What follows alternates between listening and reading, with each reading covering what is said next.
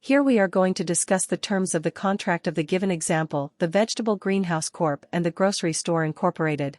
It is expected to discuss 8 contract terms, what I think the parties would have negotiated for each term, and explain why I think it is fair. Contract terms are quantity, quality of product or service, pricing, payment, deadline, cancellations, condition precedent and condition subsequent. Further, at the end of the video, I will also identify one term in the contract that is a condition, explain why it is a condition and explain what happens to the contract if one party breached that condition. First one is quantity. Under this term both parties are expected to be discussed on following points. Quantity of vegetables to be supplied. The grocery store Inc. will inform how many from each variety of vegetable wants for the grocery as per the demand. The Vegetable Greenhouse Corp. will inform how many they can supply according to their capacity. They also would negotiate on provisions for adjusting quantities to tally with fluctuations in demand or supply. Units of measurement, for example kilograms or pounds. Frequency of deliveries, for example once a week, twice a week or daily. Second term is quality of product or service. The contract would outline the quality standards for the vegetables, including factors such as freshness, size, appearance, and any specific grading criteria. These quality standards should reflect relevant laws, industry norms, and grocery shops may expected to meet its customers' expectations.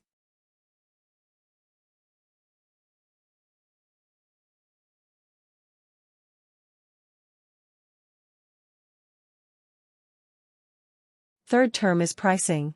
When deciding pricing, cost per unit should be considered. Further, they can agree upon discounts on some items and price adjustments. These price adjustments are mostly based on volume, cost factors, or prevailing market conditions. As a general factor, pricing should be fair and competitive for both parties, and should reflect the quality of goods, and the costs incurred and competitive nature of the market. Fourth factor is payment. In the contract it should be mentioned that which currency they are expecting to do transactions in. Payment methods. For example bank transfer or check. Credit period for payments, for example 30 days, 60 days, or 90 days. Further, penalties or interest for late payments. To be fair for both parties, payment terms should be clear and reasonable. Payment deadlines that align with industry norms, ensuring that both parties can meet their financial obligations without undue hardship. Fifth one is deadline. Delivery schedules includes earliest possible delivery date and latest possible delivery date. To be fair, delivery schedules and deadlines should be reasonable and achievable. For late deliveries there could be terms on rejection or fine as a percentage of total value of invoice.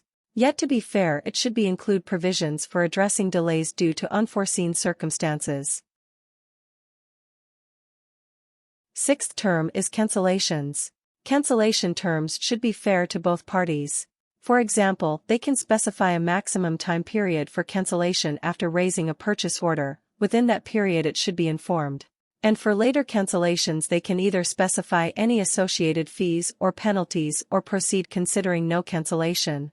Fairness ensures that cancellations do not unfairly burden one party and avoid unnecessary cost incurred.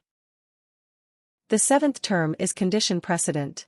Condition precedent refers the conditions that must occur before the contract becomes effective. For example, the contract may not take effect until the farming company obtains necessary permits or certifications. Condition precedent clauses should be reasonable and reflect essential prerequisites for the contract's effectiveness. They should not impose unreasonable or burdensome conditions on either party. The eighth term we discuss here is condition subsequent. Condition subsequent specify events or conditions that may occur after entering the contract. Here both parties are discussing possible conditions subsequent and come to a pre-agreement of actions they are taking if any of them occurred. For example, if the grocery store experiences a significant drop in sales, the contract may allow for renegotiation or termination. Condition subsequent clauses should be equitable and not unfairly favor one party's ability to terminate or modify the contract. They should be based on objective criteria. Finally, I identify payment, which is a term as well as a condition. It is the most fundamental term of this sales of goods contract. If this term is not met, the contract is considered void and giving the innocent party the right to terminate the contract and seek damages. If the buyer fails to pay, the seller may have the right to terminate the contract. Thanks for watching.